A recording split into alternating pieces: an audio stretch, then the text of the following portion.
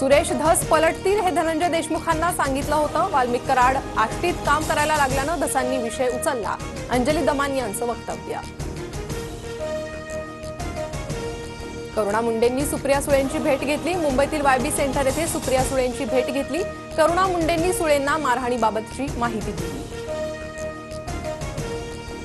राष्ट्रवादीच्या शिवसन्मान रॅलीला छगन भुजबळांची उपस्थिती। छगन भुजबळांची नाराजी दूर झाल्याची राजकीय वर्तुळात चर्चा। तर मतभेद बाजूला ठेवून कामं करावी लागतात, भुजबळांची प्रतिक्रिया।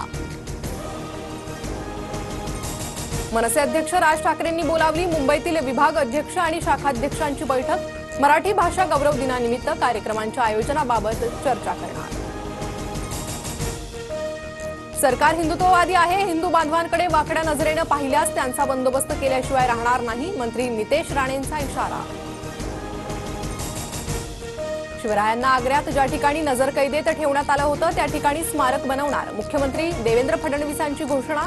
तर ताजमहलाहून जास्त लोक स्मारक पाहण्यासाठी येतील, फडणवीसांचा दावा। काही शाळांना चुकीच्या पद्धतीनं अल्पसंख्याक दर्जा, सूत्रांची माहिती। मुख्यमंत्री देवेंद्र फडणवीस यांच्याकडून घटनेची दखल, अल्पसंख्याक विभागाच्या निर्णयाला मुख्यमंत्र्यांकडून स्थगिती।